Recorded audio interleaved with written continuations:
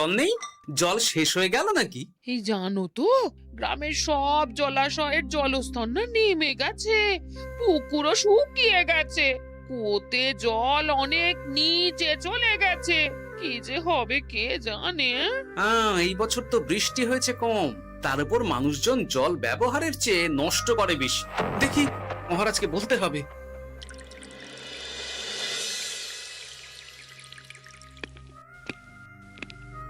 এই তো গোপাল এসে গেছে। শুনেছো, রাজ্যে সকল জলাশয়ে শুধু শুনিনি, চাক্ষুষ দেখেছি, আর এর কারণ ও তার সমাধানও ভেবে এসেছি মহারাজ। তুমি কি বলতে চাইছো সেটা বলো না খোলসা করে। মহারাজ, আসন্ন দিনে জলাভাব মেটানোর একটাই উপায়, তা হলো প্রজাদের উপর কর চাপানো। মহারাজ, আমার ঠাকুরদা বলতেন, যা মেলে মূল্য বিনে তার মূল্য কে আর জানে। আমরা যেহেতু জলের মতো এত মূল্যবান সম্পদ বিনামূল্যে পাচ্ছি, তাই একে গুরুত্ব দিতে শিখিনি। সবাই মিলে দেদার জলের অপচয় করছে। আমি এই অপচয়ের বিরুদ্ধে কর বসানোর পরামর্শ দিচ্ছি মহারাজ। জলের জন্য দেবে দাম, ছুটে যাবে কাল ঘাম। হ্যাঁ, যখনই জলের জন্য কর দিতে হবে, তখনই জলের অপচয় বন্ধ হবে। এতে লাভটা কি হবে গোপাল? মানুষ কম জলে কাজ করা শিখে যাবে, ফলে আগামী দিনে যদি জল সম্পদ কমেও যায়, এই কৃষ্ণনগরের প্রজারা আগে থেকেই তার জন্য প্রস্তুত হয়ে যাবেন। কিন্তু আমি আমার প্রজাদের কাছ থেকে জলের দাম নেব গোপাল? না মহারাজ, কর বাবদ যে অর্থ উপার্জন হবে, তার সাথে আপনার দান মিলিয়ে রাজ্যের মধ্যে একটা বিরাট কৃত্রিম জলাধার বানানো হবে। বাহ বাহ বাহ! যেখানে বৃষ্টির জল সংরক্ষণ করা যাবে মহারাজ। এতে সারা বছর ধরে আর কোনো জলের অভাব থাকবে না মহারাজ। গোপালের প্রস্তাব বড় ভালো লেগেছে। আগামী দিনে ইতিহাসে এই কর্মযজ্ঞের কথা লেখা থাকবে বলেই আমার বিশ্বাস। আর তাই আমি গোপালকে এই মুহূর্তে 50টি স্বর্ণমোহর উপহার দেব বলে ঘোষণা করছি। সাধু সাধু সাধু।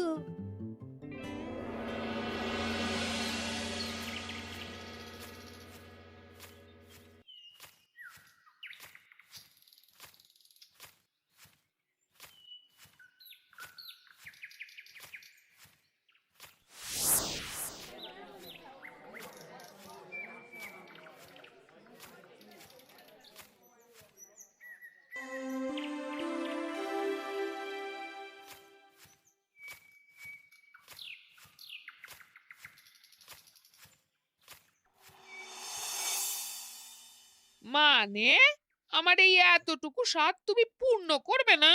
আমি কি নিজের জন্য চেয়েছি নাকি? সবই তো পাবে তোমার মেয়ে আর জামাই। হ্যাঁ, সে বুঝেছে গিন্নি, তাই বলে এতগুলো মুদ্রা আমি খরচ করতে পারবো না। পারবে না? আমি তাঁতির বাড়ি থেকে মেয়ে জামাইয়ের জন্য কয়েকটা শাড়ি আর ভালো পাঞ্জাবি কিনে একটু পাঠাবো। কিন্তু এখন আমার কাছে অত মুদ্রা নেই গিন্নি, পরে পেলে আমি ঠিক তোমার স্বাদ পূরণ করব। আবার বাজে কথা বলার জায়গা পাও না তুমি। এতক্ষণ কোথায় ছিলে গো? আমি বেলায় নদীর পাড়ে গিয়েছিলাম, তখন কমলা আমাকে বলল তোমায় নাকি দেখেছে। কি দেখেছি?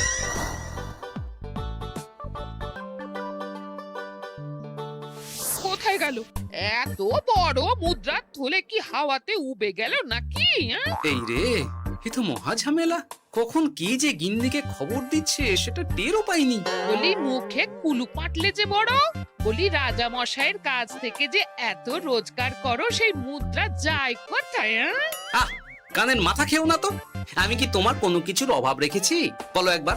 খাওয়া পড়া কোনো কিছুর তো কোনো খামতি নেই তোমার।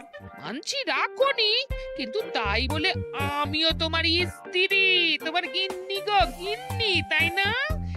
আমার তো জানার অধিকার আছে নাকি যে তোমার উপার্জনের অর্থ করি সব কোথায় যাচ্ছে?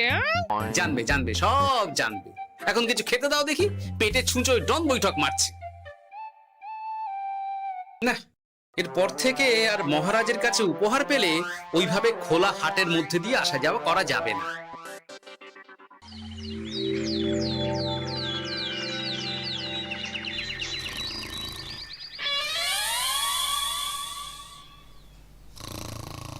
তোমার আর কোনো চিন্তা নেই গোপাল। আমি তোমার মাসোহারা তো বাড়িয়ে দিলাম, সঙ্গে প্রত্যেক দিন তুমি 10 মোহর করে পারিতোষিক পাবে। এই নাও। আহ, এই ভোরবেলায় একটা জব্বর স্বপ্ন দেখা গেল বটে। এই স্বপ্ন খুলে গেলে আর কোনো চিন্তা নেই। গিন্নি, ও গিন্নি, বলি গেলে কোথায়? গিন্নি, সাড়া নেই। ও গিন্নি, রাগ করলে নাকি গো? আরে এসো এসো, এমন একটা স্বপ্ন দেখেছি না যে তোমার আর কোনো চিন্তা থাকবে না গিন্নি। মোহর আর মুদ্রা একেবারে ঝরে পড়বে গো।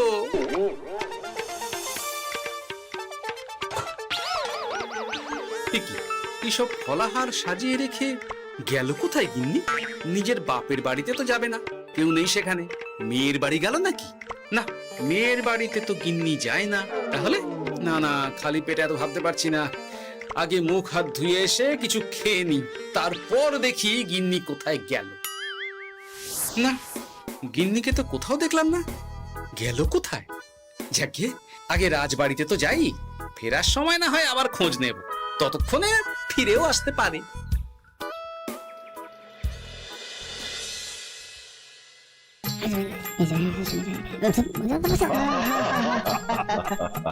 বাহ বাহ বাহ, একেই বোধহয় বলে সঙ্গগুণ। অনেকদিন এত হাসি নিয়ে। যা বলেছেন মহারাজ। হাসির চোটে পেটে ধরছে খিল।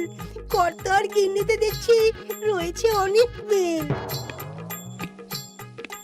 কি গিন্নি, তুমি এখানে কি করছো? একই গোপাল, তুমি রাজসভায় এলে যে বড়। তুমি নাকি রাজসভার কাজ থেকে অবসর নিতে চেয়েছো? হ্যাঁ, এই কথা কে বললো মহারাজ? এই তো উনি বললেন। বলি আমি আবার কি করব? তুমি আমায় একটা কাজ দিলে আর সেটা আমি করব না বলো? আমি তোমায় কাজ দিলাম? কি কাজ? বাবা গোপাল, তুমি কি আকাশ থেকে পড়লে নাকি? তুমিই তো তোমার গিন্নিকে বলে পাঠিয়েছো যে তুমি আর রাজসভার কাজে যোগ দিতে চাও না। তোমার নাকি আর কাজে মতি নেই, তুমি বিশ্রাম চাও। এই রে, গিন্নি দেখি ভয়ঙ্কর চাল দিয়েছে। আমার নামে রাজসভায় এসে এইসব বলেছে। তাই কথা ঠিকই গোপাল, যে তোমার অবসর গ্রহণের কথা শুনে আমি বিশেষ মনমরা হয়ে পড়েছিলাম। কিন্তু তোমার গিন্নি যেভাবে রাজসভায় হাসি মজা হুল্লোড় পরিবেশন করছে, তাতে আমার মনে হচ্ছে এই সাপে বর হয়েছে। এই বেলা যদি গোপালকে কায়দা করে রাজসভা থেকে তাড়ানো যায়, তাহলে আমার পথ থেকে বিরাট বড় একটা কাঁটা উপড়ে ফেলা যাবে। গোপাল গিন্নি সবার মধ্যে বিলিয়েছেন হাসি, তার জন্য রাজামশাই হয়েছেন ভারী খুশি। হ্যাঁ গোপাল, তাই আমি ঠিক করেছি তোমার স্থানে আমি তোমার গিন্নিকেই বহাল করব। হ্যাঁ, তোমার সঙ্গে ঘর সংসার করে ওর বুদ্ধি বেশ খোলতাই হয়েছে, সেটা বোঝাই যাচ্ছে। এছাড়াও আমাদের অনেক পরামর্শ দিয়ে সাহায্যও করতে পারবে। তাছাড়া উনি মহিলা বলে অন্দরমহলেও যেতে পারবেন, রানীমাও খুশি হবেন বলেই তো আমার বিশ্বাস। কি গোপাল গিন্নি, তোমার এই কাজ করতে কোনো আপত্তি নেই তো? আপত্তি কেন থাকবে মহারাজ? আমি ধন্য আপনি আমায় এত বড় সম্মান দিচ্ছেন বলে। এ তুমি আমার কত বড় সর্বনাশ করলে গিন্নি। তুমি কিনা শেষে আমার চাকরিটাই খেলে। এটা গোপালের জন্য বড় ভালো হলো, তাই না? কোনো কাজ করতে হবে না, কিন্তু রোজগার আগের মতোই থাকবে। অবসর আর উপার্জন একসাথে। না হে গোপাল, তুমি আর এখানে কাঁচু মাচু মুখে দাঁড়িয়ে না থেকে নিজের বিশ্রামে ব্যাঘাত ঘটিও না। আমাকে সবার কাজ শুরু করতে দাও।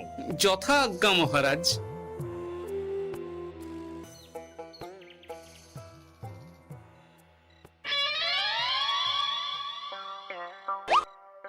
মানে মহারাজ সমস্যার সমাধান করতে দিয়েছেন তোমাকে, আর তার উত্তর দেব আমি?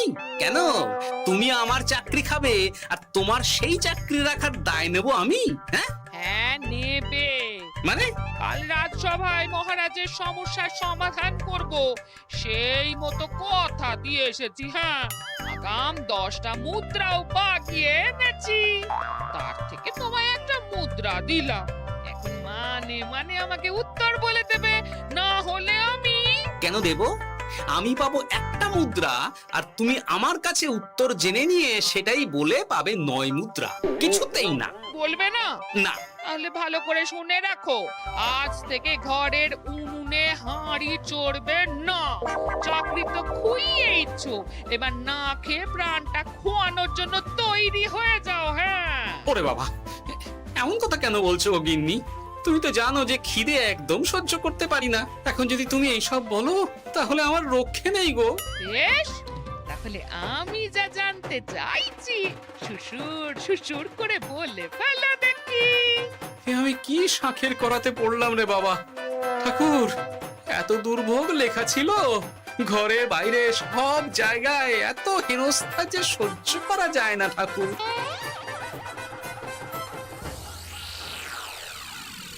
একেই তো বলে গো গিন্নি, মেঘ না চাইতেই জল। এতদিন কতভাবে চেষ্টা করেছি গোপালকে রাজসভা থেকে তাড়াবার, আর গোপাল নিজেই কিনা রাজসভা থেকে পালিয়ে গেল। সব বলছো?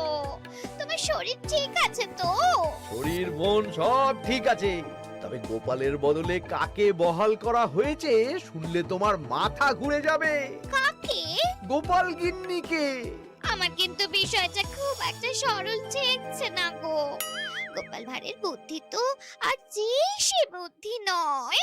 উনি যাই করেন খুব ভেবে চিন্তে করেন, এর পেছনে আবার কোনো মতলব নেই তো।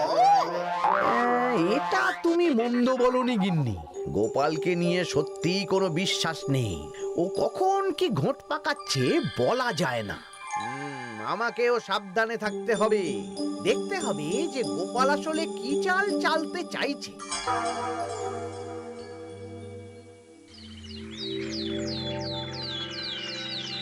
হ্যাঁ গোপাল গিন্নি, এই একটাই প্রশ্ন আমায় সারা রাত ধরে জাগিয়ে রেখেছে।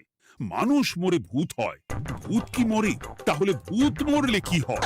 ইয়ে মানে মহারাজ, এই প্রশ্নের উত্তর আমার আজকে দিতে ইচ্ছে করছে না। হ্যাঁ, আমি না হয় আপনাকে আগামীকাল এই প্রশ্নের উত্তর দেব, ঠিক আছে? হ্যাঁ, গাছ থেকে পড়ে গেলে জাপটে ধরে ডালকে। আজকের প্রশ্নের উত্তর উনি দেবেন কালকে। না হে গোপাল গিন্নি, তা হয় না। এই প্রশ্ন আমাকে সারা রাত বিচলিত করেছে। আবার যদি আজকেও এই প্রশ্নের উত্তর না পাই, তাহলে তো আবার একটা নিদ্রাহীন রাত আমাকে কাটাতে হবে। ইয়ে মানে আমি বলছিলাম কি মহারাজ, গোপাল গিন্নি তো সদ্য এই কাজে বহাল হয়েছে, তাই তাকে তো একটু সময় দেওয়া দরকার নাকি? কিন্তু প্রশ্নের উত্তর না পেলে যদি মহারাজের শরীর খারাপ হয়, তার দায় কে নেবে মন্ত্রী মশাই? এই রে, এখন আমি কি করব? এ তো মহা বিপদে পড়লাম দেখছি।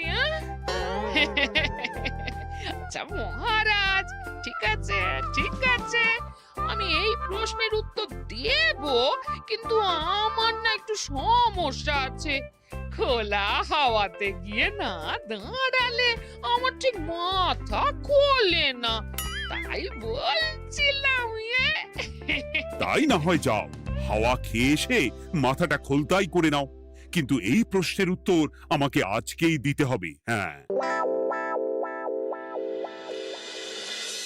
উফ, এই যে কি সমস্যা! সারাদিন ঘরে বসে থেকে থেকে তো আমার সারা গায়ে বাদ ধরে গেল।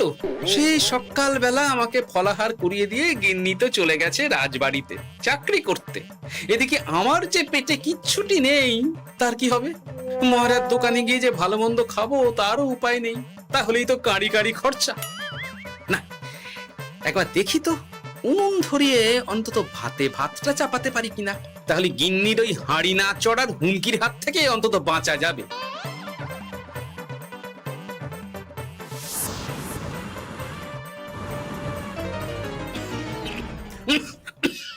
ও বাবা গো, ও বাবা, এত কেসে কেসে সোজা শেষ যাত্রা হয়ে যাবে আমার। না, এর চেয়ে না খেয়ে মরাও ঢের ভালো। দেখি তুমি বাড়িতে কেন? এত হাঁপাচ্ছ কেন? ষাঁড়ে তাড়া করেছে নাকি? আরে না গো, মানুষ মরে ভূত হয়, ভূত কি মরে? তাহলে ভূত মরলে কি হয়? খোলা হাওয়াতে গিয়ে না দাঁড়ালে আমার ঠিক মাথা খোলে না। ও, এই হলো ব্যাপার। বেশ, এর উত্তর তোমায় আমি বলে দিচ্ছি। ভূত মরে প্রথমে এক ঝুড়ি অন্ধকার হয়, সেই অন্ধকার হাওয়াতে উড়ে বেড়ায়। এক সময় সেই অন্ধকার পাতলা হতে হতে কুয়াশার মতো হয়ে যায়। ব্যাস, মিটে গেল। ব্যাস, মিটে গেল।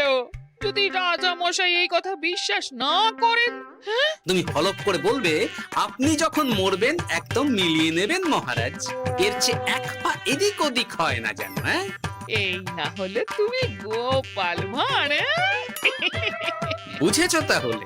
এই তুমি চিন্তা করো না, রাজবাড়ি থেকে ফেরার সময় আমি তোমার জন্য অনেক অনেক বাজার করে আনবো, ঠিক আছে? এই আমি যাই। এ তো ভারী মজা হলো। মহারাজ তক্ষুনি প্রশ্নের উত্তর চাইলে গিন্নি এইভাবে সেই রাজবাড়ি থেকে দুধ দাঁড়িয়ে ছুটে আসছে উত্তর জানতে। আমাকে তুমি একটা চাল দিয়ে কুপকাত করেছো তো গিন্নি।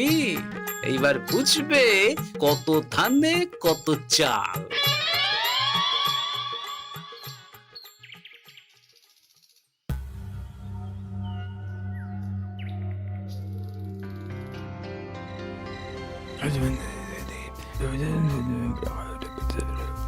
বুঝেছিস তো তোর কাজটা? খুব বুঝেছি গোপাল দাদা। নেই, এবার লেগে পড় দেখি।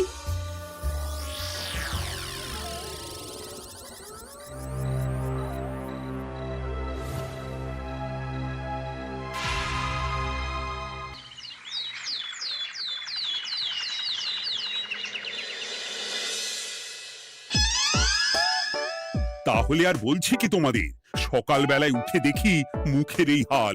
এই কাণ্ড কি করে হলো মহারাজ? আহ, তার আমি কি জানি। আমি সকালে উঠে আয়নায় নিজেকে এই অবস্থায় দেখে খুব চিন্তায় রয়েছি। গোপাল গিন্নি, আগে মহারাজ, গোপাল থাকলে যে কাজ করতো সেটা তো তোমাকেই করতে হবে, বলতে হবে এর সমাধান কি। হ্যাঁ মানে মানে আমি হ্যাঁ হ্যাঁ, আমার মনে আছে। তোমার তো আবার হাওয়া না খেলে চলে না। যাও যাও, তাড়াতাড়ি হাওয়া খেয়ে এর উত্তর নিয়ে এসো।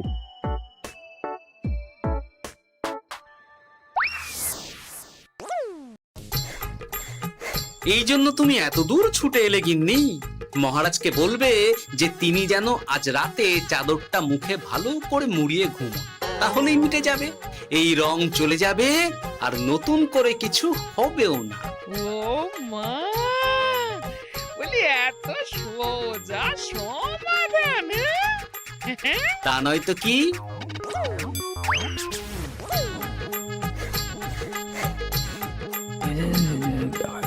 কাল সারা রাত আকাশে একবার দেখলাম চাঁদ উঠেছে, আর একবার দেখলাম ঘোর অমাবস্যা। এর কারণ কি? একই রাতে দুই তিথি হয় কি করে? মানে আর একটা সমস্যা, হ্যাঁ, এটা আগে বললেই তো হতো মহারাজ।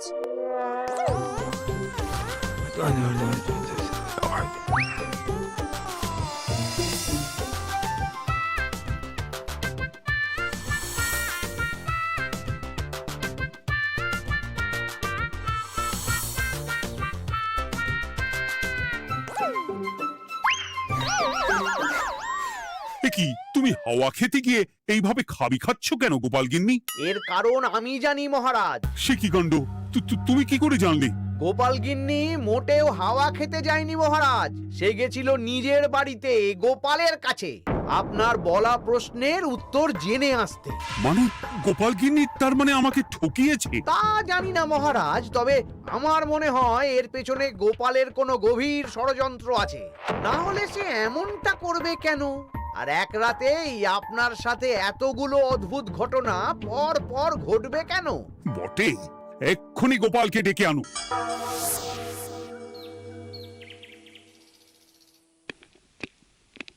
না মহারাজ, আমি সত্যি অবসর চেয়েছিলাম, আর তাই আমার গিন্নি আপনার কাছে এসে বলেছিল। ওর কোনো দোষ নেই মহারাজ। না মহারাজ, আমি মিথ্যে কথা বলেছি। হ্যাঁ, উনি আপনার কাছ থেকে পাওয়া সোনার মোহর নিয়ে বাড়ি যান না, তাই আমি ওকে শায়েস্তা করতেই এই ফন্দি করেছিলাম।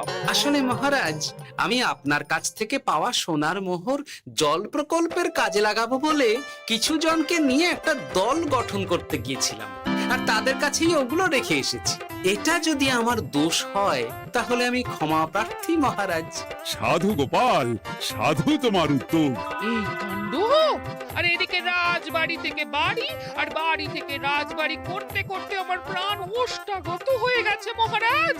ওহ, আমার ঘাট হয়েছে, আপনি আমায় ক্ষমা করে দিন মহারাজ। এইবার মজার টের পেয়েছ তো গিন্নি? আপনি আপনার আদরের গোপাল ভাঁড়কেই তার চাকরি ফিরিয়ে দিন মহারাজ। আমি যাই আমার হেসেল সামলাতে। কেলে পচা খুব ভালো করেছে বলতে হবে।